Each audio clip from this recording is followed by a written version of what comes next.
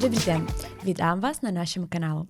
Moje jméno je Lazareva Jana, já jsem manažerka e-shopu Top Kosmetika, kosmetička a zároveň specialistka při výběru domácí péči. Dnešním hostem je inspirativní žena, která propojuje krásu, také podnikání i online tvorbu.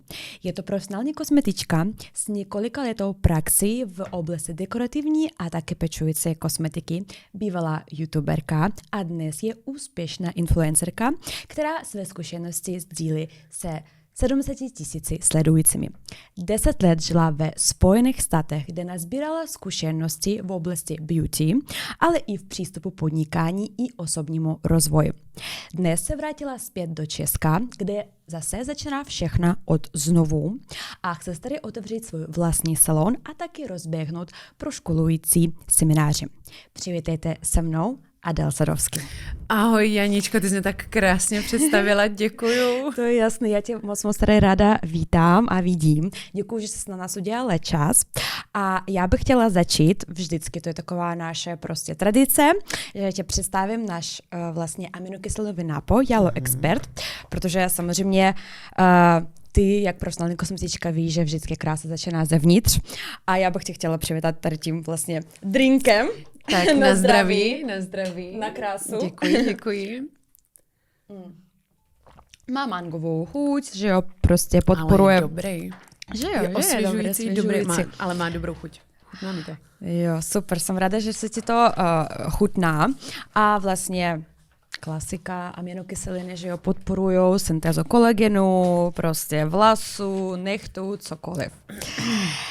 Takže já bych, Adelko, nejdřív chtěla začít tím, že většina lidí vlastně ti zná jako influencerku a beauty kreatorku a tak dále. Ale kdybyste se měla sama představit vlastně, tak kdo je vlastně Adél?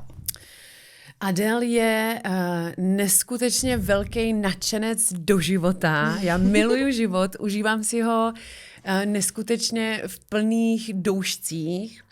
Jsem někdo, kdo už nedává jakoby nějakou váhu okolí a jako lidem, co si o mě něco myslí nebo nemyslí, že jsem jako kdysi byla takový třeba hodně people pleaser, takový člověk, který se vždycky snažil jako zavděčit lidem a teďka už mi to úplně jedno, už jsem si jako říkala, že fakt jako po té 30, teď mi v srpnu bude 33, Fakt, takže jsem to vůbec si... nevypadá. To je ten kolagen. Ale jsem si říkala, že fakt jako hele, mě už to jako nebaví. Víš, jako, že jak si vždycky říkáš, jak se snažíš jakoby chápat všechny a říkáš si jako, že ježišmarja, co si o mě ten člověk bude myslet. Víš to, že mi to úplně jedno. Jako je mi to jedno, teďka fakt tahle ta Adéla už je někdo, já odsekávám lidi, kamarádka, nekamarádka, chcou tě využít, to už poznáš, že jo? Samozřejmě. Takže já už jsem fakt člověk, který je nekompromisní a už je to, možná je to i tím věkem, nebo 100% je to tím věkem. A zkušenost má, že jo? Zkušenost má, ano, samozřejmě Amerikou, že jo, lidma, i sociálníma sítěma, protože sociální sítě tě dost proškolí, že jo, a ještě ty třeba hejtři nebo nějaké jakoby komentáře a tak, každý tomu vždycky jako říká konstruktivní kritika, přitom prostě je to vyloženě hejt, že jo. Takže už jsem taková, že prostě nedávám, už je mi to jedno, ať si každý myslí, co chce. Jsem máma 7letého úžasného chlapečka Filipka, a manželka, jsem někdo, kdo rád cestuje a někdo, kdo má rád pečující kosmetiku, dekorativní kosmetiku. Jsem šílený entuziast, jak se řekne česky? Jak se to řekne česky? Entuziacista. To taky nevím. Ale vím, entuziasm. Víš, co myslím? Jo. No, takže velký entuziast do vlastně jako wellness, beauty, krásy a tak. Super. A právě moc tě chápu, jak jsi řekla, jako, nebo spíš rozumím tě, když jsi řekla, jakoby, že odsekáváš lidi a tak. Já si myslím, že určitě to je taky věkem, protože vlastně po té 30 prostě ženy stávají takový jako víc moudřejší, vědí, co chtějí prostě, víš, a jako už nepotřebují vůbec jakoby nepotřebuješ, jakoby, ty už se taky všeho dosáhla, vlastně jakoby, víš všechno o sobě, vlastně jsi independent woman, budu taky dneska mluvit s tebou.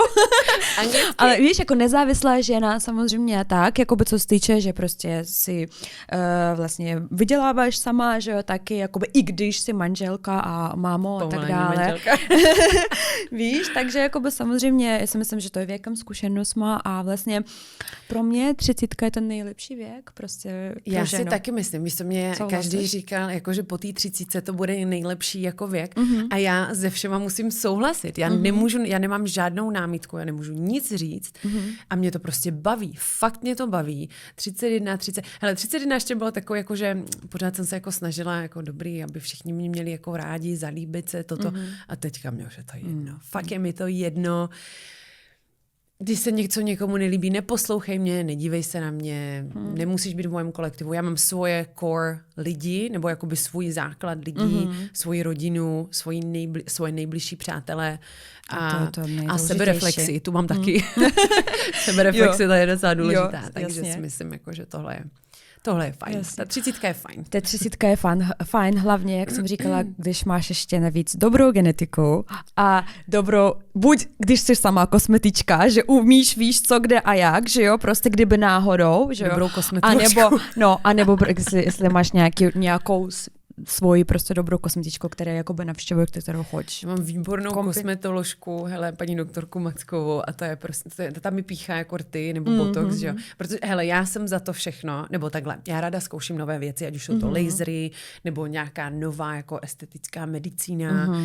Nebojíš se toho, jakoby vůbec ne, já to miluju, jako biostimulanty, tady tyhle ty věci, různý, hele, výplně, jako ne, já nejsem úplně zastánce těch výplní, kde seš potom jakoby přepíchaná a je to až moc třeba jako kolikrát se stávalo, že potkáváš takové lidi v Beverly Hills, že už nemají takovou tu stopku, ale když máš dobrýho doktora, víš nějaké hranice, tak si myslím, že jako takové to stárnutí s tou grácí nebo takový to pozvolný stárnutí i přesto, že tam je nějaká ta pomoc, tak si myslím, že je úplně v pořádku.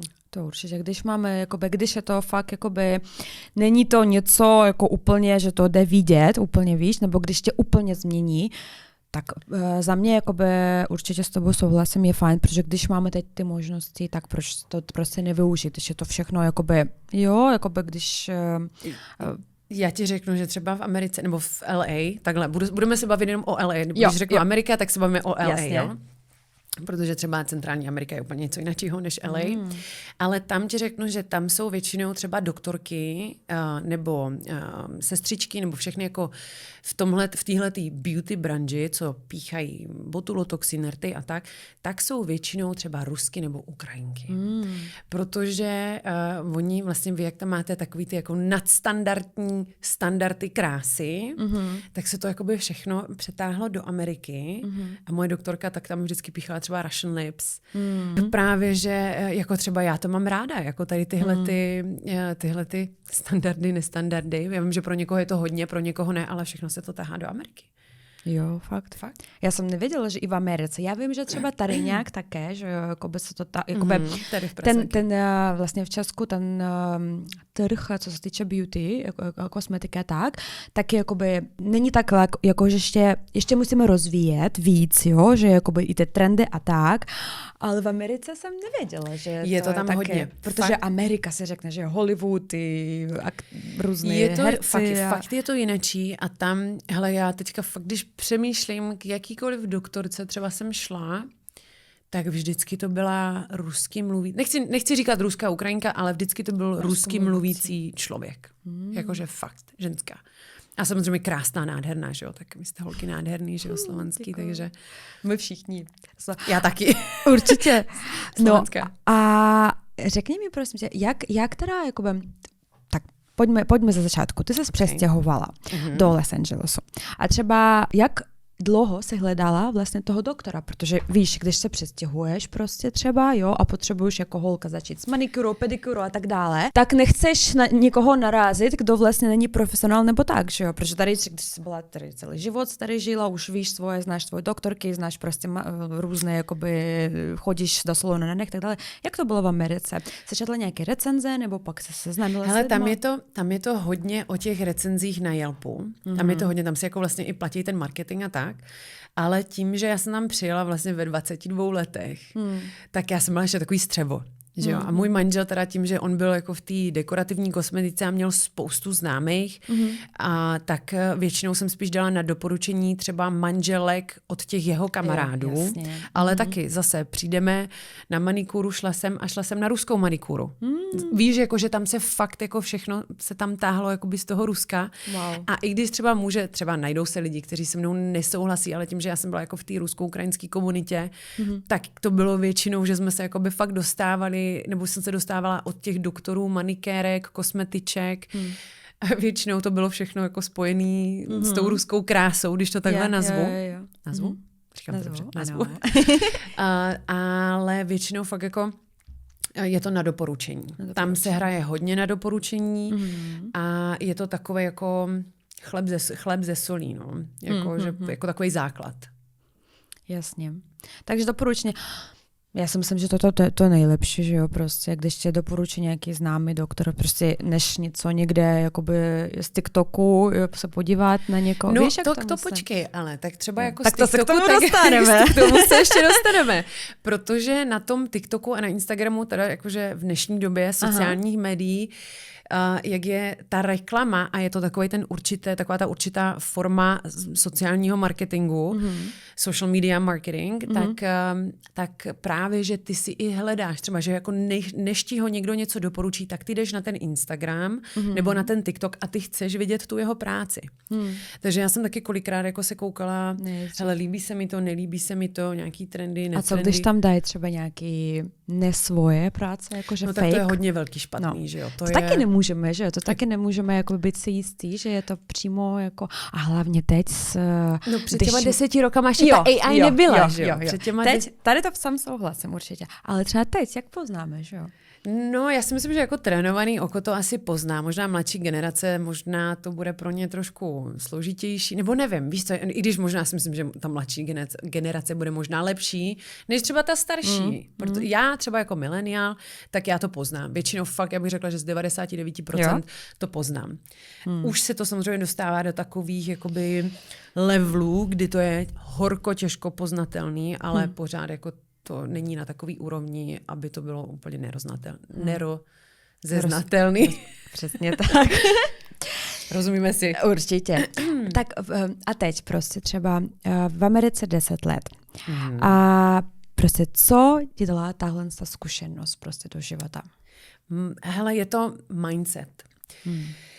Jako taková, víš co, ty když tam přijedeš jako holka z vesnice, z malé vesničky z Česka, jasně. A přijdeš do Ameriky, najednou nic neznáš, nevíš, prostě jsi taková jako uzavřená a najednou ti to dá takový ten rozhled a jakože všechno jde, máš tam ty možnosti a tím, že teda díky bohu, teda jsem měla tu možnost, že jsem měla toho manžela po boku, jasně. Který mě nějakým způsobem vedl a ukázal mi nějakou tu cestu a vlastně byl ještě v ten moment úspěšný, tak mě to jakoby, on mě byl obrovskou motivací.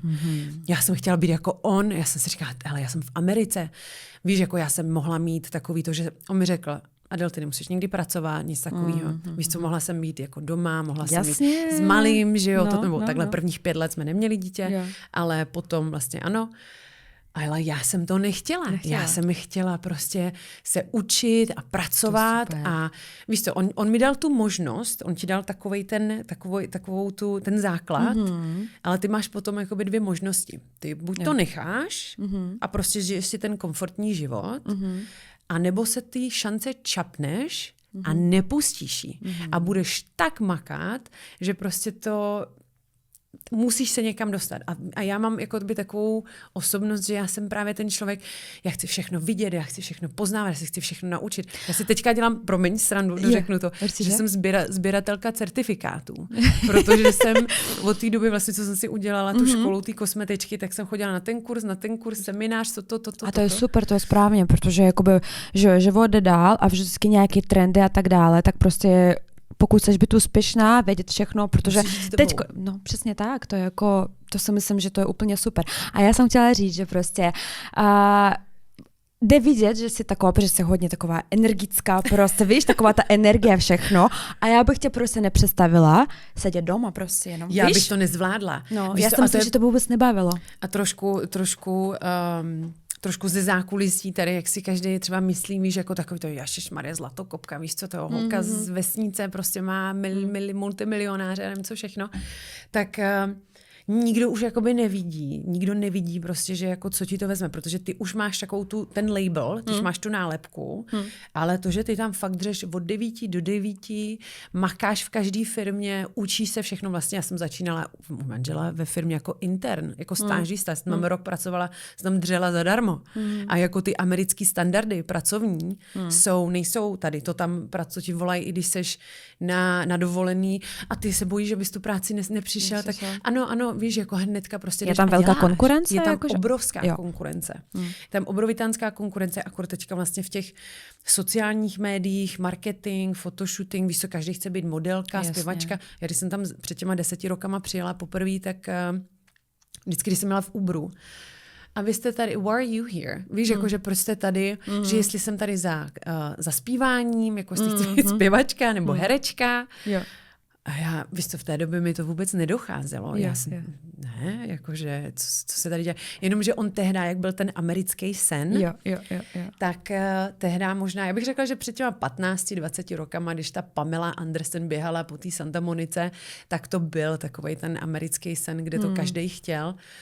Ale v dnešní době, nebo já jsem před těma 10 rokama jsem se na to takhle nekoukala a dneska už to tak není. Já si myslím, že každý by si měl jít za svým snem, měl by mít svůj sen a když do té Ameriky přijede nebo má tu možnost se tam nějak dostat, ať už je to za prací, na pracovní víza, vdát se, oženit se, jakkoliv, tak ten mindset ti dá jakože všechno najednou jde, protože vlastně ty lidi jsou, hodně tě motivují, jsou takový, všichni jsou jako, já tomu říkám, jako fejkový, ale tam hraje hodně velkou roli ta diplomacie, že všichni jsou pozitivní, všichni jsou k tobě miloučký a všichni, protože za prvý od tebe něco chcou, když můžou, ale spoustu lidí, samozřejmě neříkám, spoustu lidí si to i vydře. Jako to zase nebudu tady říkat, že každý jenom se tady někde šplhá po někom, to určitě ne.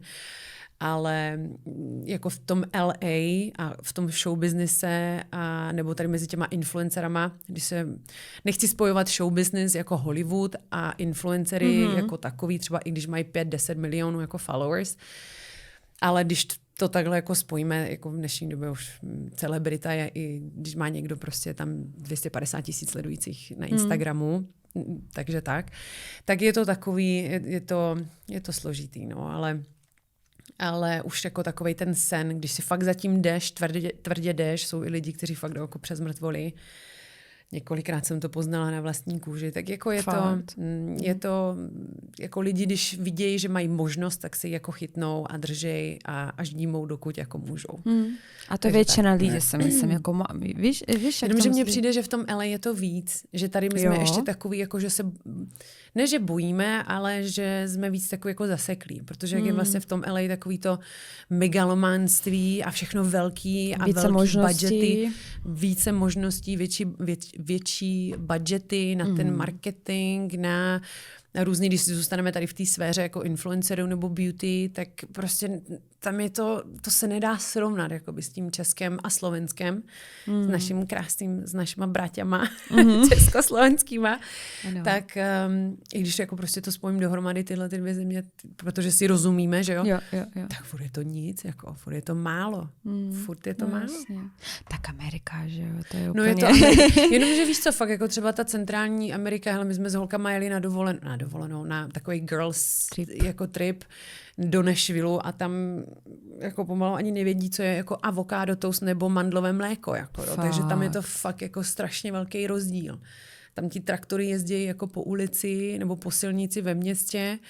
Samozřejmě, když jako seš někde úplně v centru, tak tam máš takový ty honky tonks, víš, jak si tam piješ to pivo a šlapeš si na tom. Jo. Na takových těch trakturkách. ale je to fakt rozdíl. Takže jako tady se bavíme jako vyloženě o Kalifornii. Ještě teda jako New York, ten miluju. Miami? Tak tam je to je Miami, ještě samozřejmě Miami, to máš taky pravděpodobně úplně ušlo. Teďka tam byly kamarádky. Ale Miami teda to je taky takový, to je spíš ale víc jako surfarský, plážový, takový bych řekla, jako že tam není ten Hollywood. No, jasně. Tam je to jinačí a jako myslím si, že ten, kdo chce jít jako z toho Miami do toho Hollywoodu, tak se právě přesune do toho Los Angeles a spoustu lidí přichází do Los Angeles, kteří tam chcou uspět, ať už v tom showbiznise jako v Hollywoodu, anebo tam chcou uspět jako velký influenceři, protože teďka se vlastně furt natáčejí ty skity, komedie, který bych teda jako taky chtěla natáčet, ale už se tam nevlezu. Už je toho moc. Třeba jednou. Už je toho moc. Hele, už je toho moc beauty, víš co, dekorativka, skincare, nějaký jako vlogy. Ještě furt mi lidi píšou, abych se vrátila na YouTube. A já hrozně chci se vrátit na ten YouTube. Chci se tam vrátit, protože fakt mi píše spoustu lidí, jako že jim chybím na tom YouTube. Tak protože ty jsi taková rozpovědaná, víš, jakože prostě tebe se moc dobře poslouchá. Jsi ukecaná. Jo, tak je to prostě tak musíš. No, tak ono se to dobře poslouchá, že jo, jako o té Americe. Akorát ještě, když má třeba někdo fakt takovej ten sen americký. A víš co, já chci být pozitivní, optimistická, já nechci jako někomu říkat, jako hele, prostě neměj takovej sen, jako to vůbec ne. Jako já si myslím, že je zdravý snít a je dobré mít ty sny. Určitě. A manifestovat, jak víš co, když si třeba jako vymanifestuješ něco, jenomže zase jako nějaká ta manifestace prostě není jenom to, že si o tom přemýšlíš a sníš, jako musíš jít a dělat pro to něco. Dělat, přesně tak. Já vždycky říkám, je vždycky dobře, super, naplánovat se něco, prostě vědět cíl nějaký target, jakoby, a třeba každý den dělat k tomu nějaký krok, protože samozřejmě, když budeš ležet na gauči a jakoby, chci do Ameriky a nic nestane. Ale krok za krokem prostě si myslím, že člověk může úplně všechno, prostě víš, když se bude snažit. Hele, já vždycky říkám, že je lepší si nastavit krátkodobé cíle, než jako nějaké, jako že teďka a že třeba já si řeknu, že bych chtěla do Austrálie. No tak to vím, že se nestane, že jo? Jasně. Protože za prvý tam nechci, jsou tam žraloci, krokodýly a pavouci. Ale to je další problém, proč taky ale nechci. Víš, jako, že když si fakt jako řekneš třeba, hele, chtěla bych na dovolenou do Austrálie. Víš, tak už je to najednou už si najdeš takový ty cestičky, že si řekneš, že a tohle vlastně jde. Přesně. Nejdřív jakoby říkám, to je také o time managementu, že jo, prostě, když máš jako něco, já vždycky říkám, já jsem takový člověk, já se vždycky prostě píšu do telefonu prostě, nevím, tohle chci, dneska chci dělat toto a prostě já strašně ráda se na to dívám, když mám u všeho, jako víš, five. Ano, ten checkmark. To mi vždycky tak motivuje, říkám, tak dneska jsem super, jsem udělala všechno, co jsem chtěla, jedeme dál. Prostě toto si myslím, jakoby plánovat celý svůj život. Já normálně s tebou tak souhlasím. Já mám taky deníček. Já jsem teda stará škola. Já mám deníček. Píšu si to rukou, protože mě to zapamatuju. Ještě si to tam jako hezky jako prioritně jako odškrtám, jako co je potřeba. Ale jinak bych to zapomněla. Já vždycky říkám, že bohužel teda já mám krátkodobou paměť a nepamatuju si spoustu věcí. Jenomže víš, pak toho spoustu lidí využívá a řeknou, a ty si to nepamatuješ. Ale ne. Tak jako je dobré si to psát a být zorganizovaný, to jako 100%. Souhlasím. Tak pojď teda, teď se pobavíme trošku ještě o beauty vlastně v té Americe. Takže co ti teda jakoby, samozřejmě ty jsi tam začala pracovat, měla jsi tam svůj salon a všechno, že jo, prostě. Tak co tě nejvíc šokovala v beauty průmyslu třeba v Americe? Co si takhle vzpomeneš? Bylo něco takového vůbec jako... Hele, já bych řekla, že asi takový to megalománství, že jako každý chce hrozně jako uspět strašně rychle a ještě jedna věc, všichni jsou nebo ne všichni, ale 85% lidí, který já znám třeba z té beauty branže, tak jsou na antidepresivech.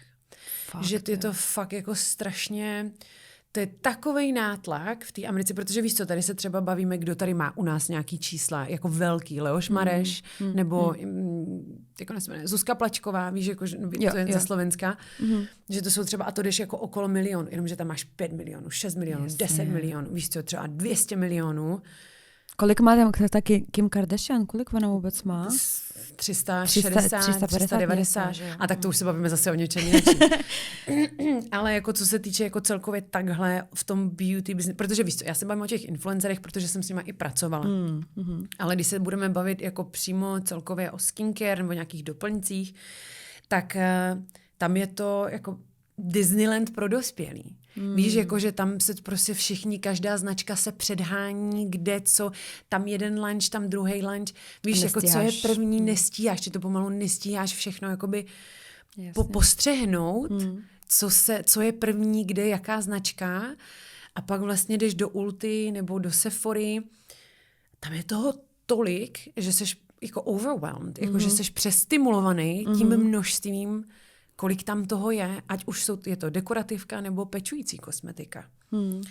A já jsem vždycky říkala, jako, že ono to je samozřejmě jako fajn, je to super, že jo, protože já jsem byla vždycky napřed s těma trendama, protože pak jsem vlastně začala jako ten YouTube, že jo.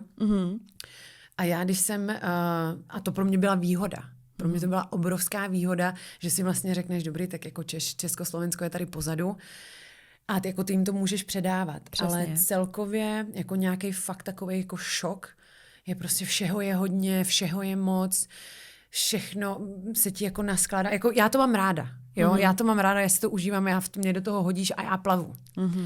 Ale jako může se to zdát jako pro spoustu lidí hodně a pak jako tím, že si řekneš, hele, je to moc, já to nepotřebuju, tak a tím, že ještě vlastně Češi, Slováci, slovenský ženy jsou takový, že si řeknou, já se malovat nebudu, víš, jako, že jsou furt takový. To jsem se tě taky chtěla zeptat vlastně, jakoby, určitě teď jakoby můžeš porovnat americkou ženu a českou ženu, že jo, prostě tak, čím se liší třeba, když přijdu tě do salonu a tak dále, jako klientka třeba, čím se liší prostě? Hele, jako klientka to ti úplně neřeknu, protože zatím ten salon tady nemám otevřený. Jo. Až bude otevřený, tak si dám ještě jeden podcast. Dobře. A dám ti vědět. Super, jsme domluvené. ale jako obecně když se budeme bavit, hele, záleží. Máš jako takový 2 váhy, že jo, samozřejmě. Vždycky máš takovou tu obyčejnou normální ženu, která chodí do práce, a to teďka vůbec nemyslím nějak špatně, ale víš, která se o sebe nestará, nebaví to, prostě nechce, víš, jako nemá jako zájem v té beauty. A pak máš takovou tu ženu, která je úplně jako, že extrém, že jí všechno baví, všechno jí jako zajímá. No a pak někde in the middle máš takovej ten zlatý střed.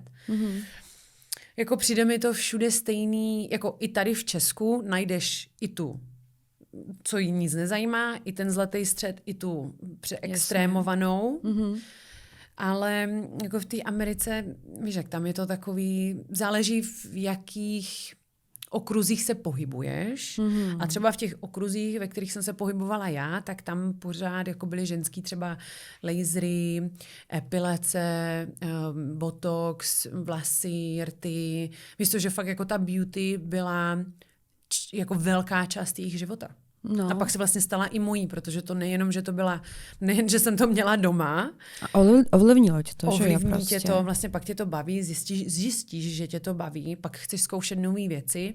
No a pak jsem vlastně po těch, já nevím, 10 rokách jsem si udělala vlastně tu školu, ty kosmetičky, tak tam jsem se úplně potopila do toho, to se ani nedýchala.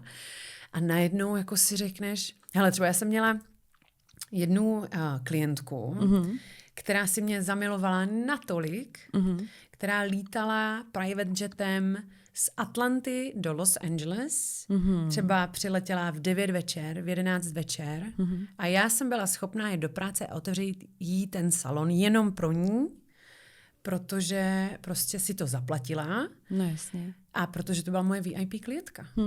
A to je si myslím, že taky jakoby takový ten rozdíl, protože třeba v takových, v Americe určitě třeba, a třeba i nevím, někde jinde, jakoby, myslím si, že to není úplně jako taková evropská věc, že třeba člověk bude schopný pracovat třeba i ve 12 večer, v 1 ráno, když prostě klientka fakt to chce. To je ta morálka, to je ta americká morálka, kde si řekneš, všichni makají, hele, třeba můj manžel, příklad, jenom můj manžel třeba měl jednoho Inda a on dělal IT A já si pamatuju, že my jsme byli někde, jsme cestovali, už se nepamatuju, kde to bylo, ve 4 ráno. U nás byl večer a v Americe v Los Angeles byly 4 ráno. A on zvedl ten telefon a volá tomu ajťákovi, že spadla webovka, že ať okamžitě s tím něco udělá. A víš co, to je, volá ti CEO, majitel firmy a to je velký korporát, máš 150 zaměstnanců. Takže týpek jako se musel zvednout a jít ve 4 ráno něco dělat. Ukaž mi někoho, kdo to udělá tady v Česku. Jako. A to je zase o té konkurence, že jo?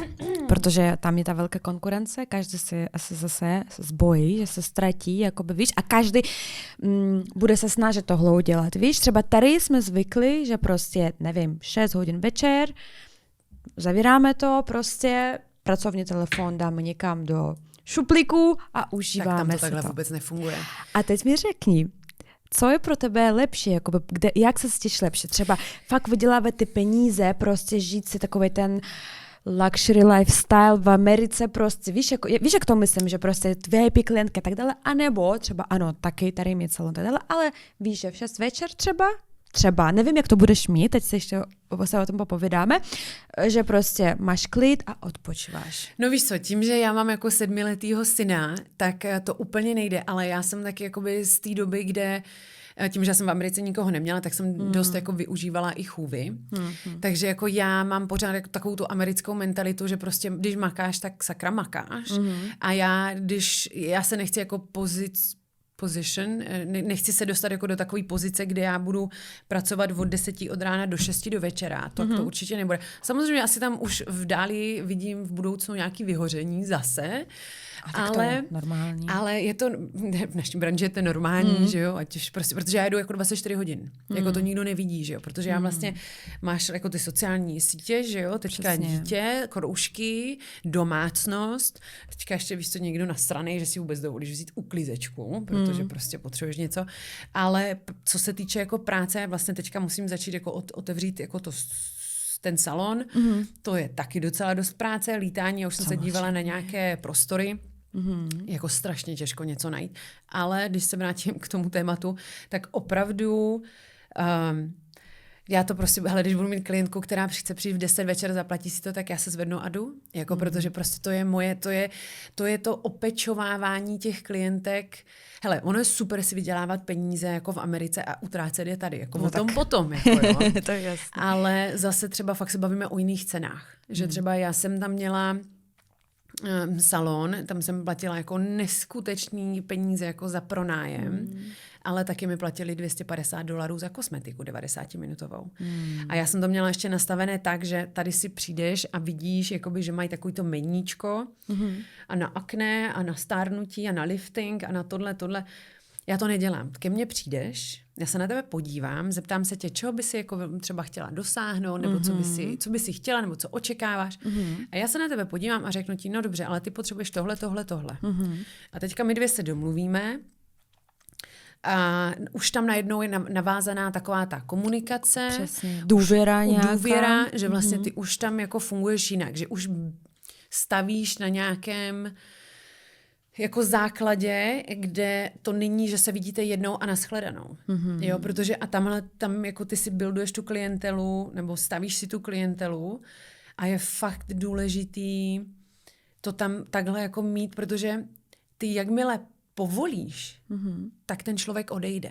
Přesně. Ten člověk odejde a to já to tady úplně do morku kostí nesnáším, že prostě já když jdu někam na kosmetiku, nebo ať už na nehty, nebo na nějaký jako servis, oni se ty lidi neumějí chovat. A může to být nejvíce edukovanější, nejchytřejší kosmetička, nebo v jakýmkoliv servisu. Jestli ten člověk mi nedá ten klientský servis, který já očekávám, tak já se tam nevrátím. Nebudu tam chodit a je mi úplně jedno, jestli jsi nejchytřejší doktorka na světě, ale já chci nějakou lidskost, já chci samozřejmě tu profesionalitu, chci tam mít nějaký ten vztah a potřebuju, aby jsme fungovali, abych já se cítila, že you're catering to me. Že prostě ti přivítají, že tě mají rádi tady, ano. Že jo. A ne, že já jsem tam a klepu se, ježišmarja, pardon, víš, jako jak to tady kolikrát bývá. Jo. Já jsem jezdila po světě a testovala jsem různý kosmetičky. Já jsem chodila i třeba Las Vegas, 5hvězdičkový rezorty, různý jako jedince, jednotlivce, jakýkoliv salony. Vždycky jsem si řekla, že kamkoliv pojedu, Slovinsko, Chorvatsko, Itálie, že musím na kosmetiku. Protože mě zajímalo, jak se ten profesionál k tobě chová jako ke klientovi. Upřímně, nikde to nemá na Ameriku. Nikde. Fakt? Nikde.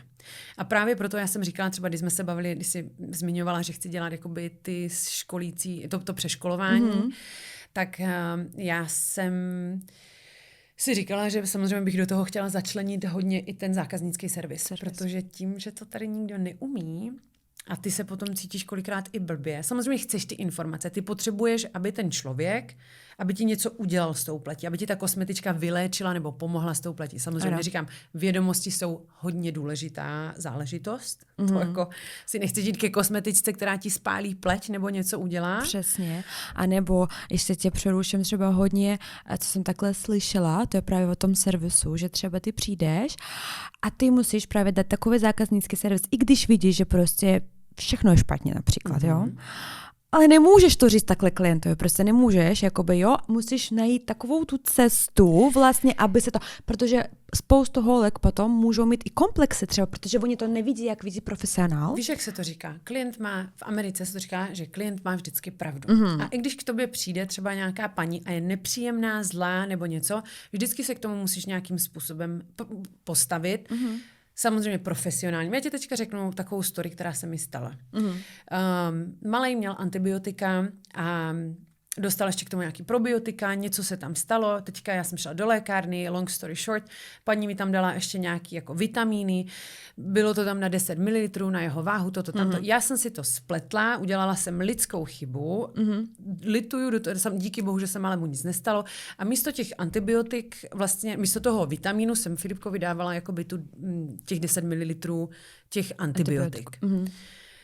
Přišla jsem na to asi o 3 dny později a já jsem si úplně hnedka 3krát jsem volala paní doktorce. Jednou mi to nezvedli, pak už jsem se teda jako říkám, dobrý, tak já tam jedu. Sestřička, já jsem se jí teda potom dovolala na cestě k ní do ordinace, já jsem se jí to potom ve finále dovolala. Ta se mi vysmála do obličeje, jakože jak si můžu dovolit úplně... V Americe. Ne, tady v Česku. Že jak já si můžu dovolit zaměnit jako... Hele, já to chápu. Taková chyba se neměla stát. Uvědomuju si to. Ale ona mi řekne, no tak jako vy mi tady voláte a vy si tady řeknete, jako, že teďka jako strašně potřebujete rychle přijet. Tak vy jste ta, co to vyměnila. No a jako začala se mi smát. Říkám, kde je nějaká ta empatie od profesionála? Vy vidíte, že se tady třepu v hlase, že jako se bojím o svoje dítě. Tohle by se v životě v Americe nestalo. Za to by určitě, oni tam mají, že s tím servisem, pokud jakoby pokuty nějaký, že prostě ne, nebo něco takového. Může se stát, že tě pošlou jako k HR, jako na personální se tomu říká tak nějak. Recruitment, jakože. Něco, ano. No a vlastně ty, když máš třeba nějaké jako 3 zápisky nebo něco takového, tak už jako potom asi letíš, jo. Můžou tě nahlásit, samozřejmě jsou nějaký, řekla bych, že jsou nějaký jako, ježiš, jak se tomu říká, licenci dostaneš od State Board.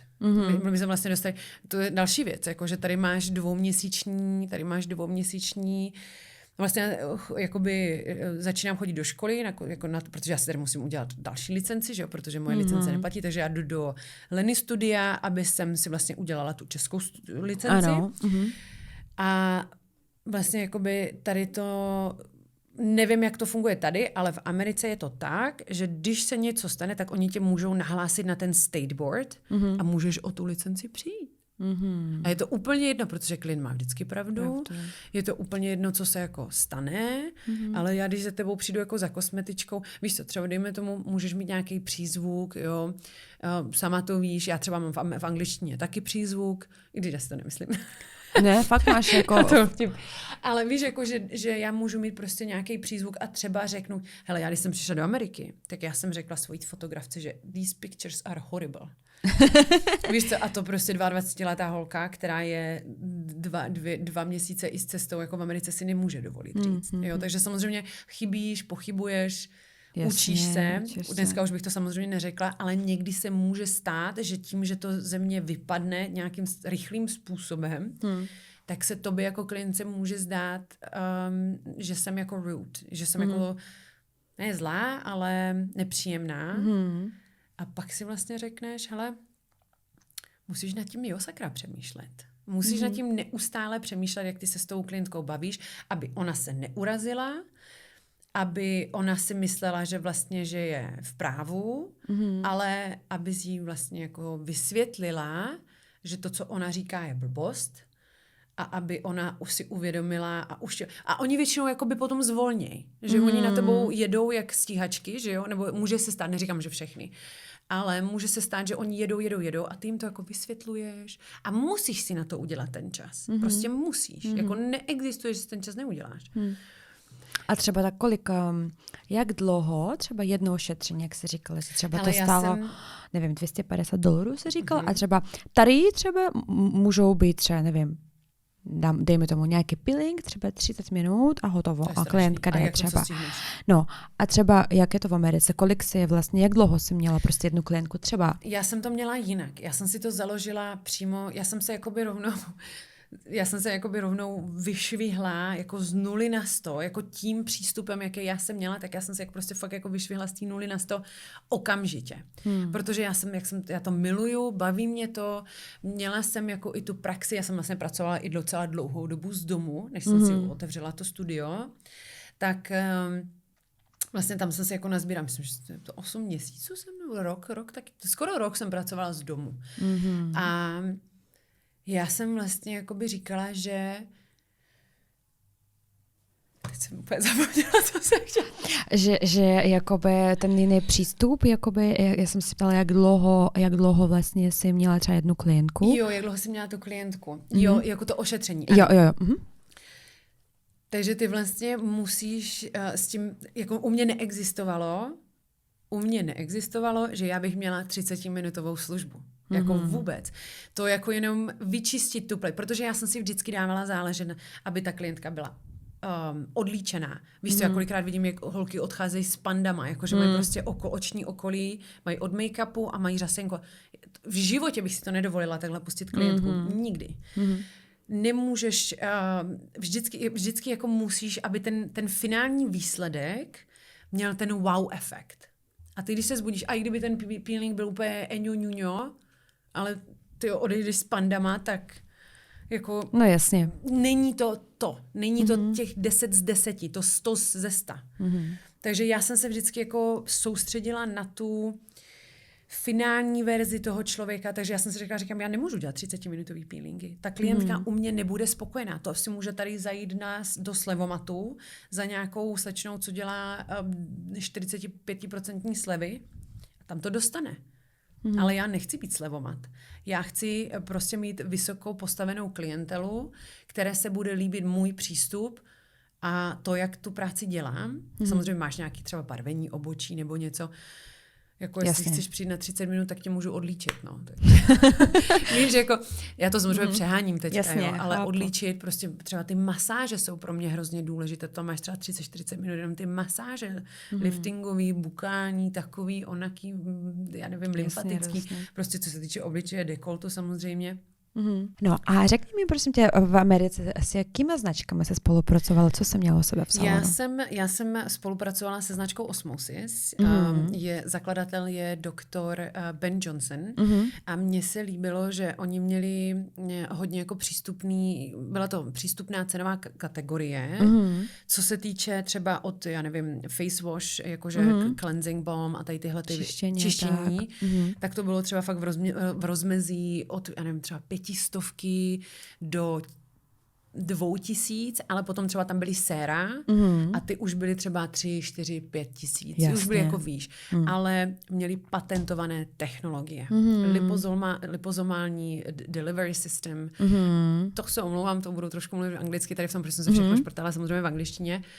Takže tady tahle ta kosmetika pro mě byla, já když jsem ji našla, já jsem si normálně říkala, že jsem našla zlatý grál, protože tady tyhle jako Dermalogica, já ji mám ráda, to jsou to dobrý značky. Kamarádka ji používá, tam mi řekla, že tady to lidi berou jako luxusní značku třeba například, nebo ten Hydropeptide, jak si říká, to je taky výborná značka, ale ten Osmosis, jakože fakt oni měli tolik řad, měli ty profesionální řady, měli řady pro chtěla říct normální uživatelníky, ale víš, jak to myslím. Jo, přesně. Jo, že člověk mohl jít a mohl si to koupit z nižší koncentrací těch aktivních látek. Takže prodávalo se to někde, jakoby, takže ty jsi to měla třeba v salonu? Já jsem to měla v salonu, ale my jsme měli ty vyšší koncentrace, že jo, takže já jsem to potom jako mohla prodávat i těm klientům, ale ty jako normální smrtelník jsi mohla přijít a mohl si koupit třeba online, že jsi mohl něco koupit, ale už to bylo jako s nižšíma koncentracemi, jasně, aby se to potom neublížil. No, jasně. Takže jsi měla jednu značku, jako myslím, ohledně pečující kosmetiky, nebo jsi něco měnila? Takovou tu hlavní, ano, ale potom jsem jezdila na různé jako konvence, New York, tam v New Yorku jsem byla párkrát, do Las Vegas jsem jezdila a tam jsem si vždycky koupila nějaký bits and pieces, víš, jakože nějaký takový třeba tam kolagenovou masku, nebo nějakou masku, nebo nějaký liftingovej, nějaký ampulky, nebo něco, nebo oxygenovou, teďka jak se dělá ta oxygen therapy. Karboxyterapie, přesně tak. Tak tohleto, víš, že já jsem toho měla víc, že já jsem si to fakt jako mixovala tak, aby to fungovalo, aby to bylo dobré pro toho klienta a aby se s tím pracovalo dobře i mně. Takže já jsem jako neměla úplně jednu značku, měla jsem tam třeba i Pre-Cleanse od té Dermalogiky, protože prostě Osmosis to neměli. Vitamin C jsem měla od SkinCeuticals, protože prostě Osmosis, ten vitamin C se mi úplně nelíbil. Víš, takže jsi vlastně chtěla jsi pracovala s více značkama a brala si to nejlepší od každé značky, nějak tak. Přesně tak. A co tady třeba, co plánuješ, jakoby, protože teďkon je, že jo, hodně trendů, tak ty taky si říkala, že chceš mít všechny certifikáty, prostě, aby si věděla o všem. Tak samozřejmě, co plánuješ jakoby tady? Protože teďkon, jakoby, že jo, máme i takový trend jakoby skin minimalismus. Máme teďkon, že jo, longevity, to hodně tam mluvíme, K-beauty, korejská kosmetika. Tak pojďme si povídat jakoby teďkon v Česku, co plánuješ, jaký máš vize o trendech, vlastně jakoby co chceš mít v salonu, jaký budeš tady mít jak vlastně přístup, nebo jestli ty jsi spíš taková, že jako ano, dobře, trend je, ale stejně jsem taková, jakože jo, skin minimalismus nechci. Prostě co máš jakoby, jaká seš jako v tady tom, co chceš dál? Jako. Já si myslím, že ten skin minimalismus je dobrá věc a myslím si, že to je i budoucnost, protože spoustu lidí, víš, jak se roztrhl pytel s tou značkou The Ordinary nebo Inky List, jak prostě mají, každá jedna ampulka je jedna aktivní látka, tak tím, že lidi prostě jsou z toho zmatený a nevědí, jak to mají používat a já jim teďka řeknu, potřebuješ tohle, oni si to nakoupějí, že jo, protože prostě třeba nechcou utratit tolik peněz za profesionální kosmetiku. Tak je to dost jako na vážkách a myslím si, že jak to byl tehdy ten trend, tak už to dost opadlo. Protože teďka už spíš potřebujeme třeba jeden krém nebo jedno sérum, co má víc těch aktivních látek a samozřejmě tím, že potřebujeme, aby byla kožní bariéra v pořádku, tak si myslím, že tady tímhletím toho spíš docílíme, protože tehdy, jak se hodně navrstvovali různý jako aktivní látky a furt nějaký séra, esence, třeba z té korejské kosmetiky, že jo, tam máš 10 kroků, tak hele, za mě mně to nevadí, pokud ty s tím souzníš, máš to ráda, baví tě to, protože víš co, korejská kosmetika je taková cute, taková hravá, taková light jako textures, víš, jako že tam máš taková jako lehký textury a glow takový strašný, glass skin, glow a všichni chcou takový to, že jo, takovou tu bouncy pleť, že jo, tady tyhle ty věci, což je fajn a hele, mě to taky baví. Já jsem spolupracovala s jedním taky e-shopem a jako doporučovala jsem tam nějaký jako značky, značky a pokud s tím jako souzníš, třeba, jo, já jsem to vysvětlila na svém Instagramu, že že tím, že máme tolik těch značek, tak to je jako když máš doma 150 párů bot, tak na hory si taky nevezmeš lodičky, že jo? Jasně. A do města si můžeš vzít lodičky, můžeš si tam vzít sneakers, jako můžeš si tam vzít ťapky. Takže jako s čím ty zrovna souzníš a baví tě to a vyhovuje ti to a je to teda dobrý na ten problém nebo na něco, co ty potřebuješ, nebo nějaká prevence, tak to dělej. Víš? Jako mě ta K-beauty jako nevadí. V ten moment, když třeba někdo protože víš, oni jdou hodně na tu hydrataci, že jo, ta glowy skin, aby tam bylo spoustu jako ty glass skin, že jo, a tyhle ty věci. Takže to je fajn, nevadí mi to. Ale aby na tom jako někdo úplně stavěl, třeba někdo, kdo má šílenou hyperpigmentaci, potřebuje lifting, brázky, tak to si myslím, že už by jako potřeboval něco jiného. Jako třeba tady tyhle ty trendy, ten skin minimalismus je fajn, taky je to super, myslím si, že to je budoucnost. Myslím si, že je potřeba, aby trošku lidé, jako, nebo lidé, ženy, muži, všichni, co používáme kosmetiku, pečující kosmetiku, aby trošičku zmírnili, protože tím, jak my všechno vždycky, ta naše americká, evropská kosmetika, jak je, my chceme všechno obnovovat, víš, ty kožní buňky a chceme používat jako ty retinaly, enzymatický peelingy a mít jako tu hladoučkou strukturu, aby jsme neměli žádné pory, to že úplně, to je trend jako strašný, že prostě poreless skin, jakože všichni máme pory, jako i na ruce máš pory, víš, jakože všude. A hlavně pory, jakoby nejde změnit. Důležitý a nejde ho zmenšit, jenom pouze vyčistit a protože ho vyčistíme, proto vlastně se stáhne a bude menší. Ano, ale to spoustu lidí, víš co, tím, jak už je ten nátlak těch sociálních médií a prostě jsou filtry a všichni se vyhlazujou a dělají si Bůh ví, co s tou pletí, tak prostě je takovej nátlak na, za prvý, ať už je to dnešní mladší generace, anebo i ta starší, nebo i ti mileniálové, tak pořád se všichni jako snažíme držet s tou dobou a myslím si, že ne všechny trendy by se měly jako takhle následovat.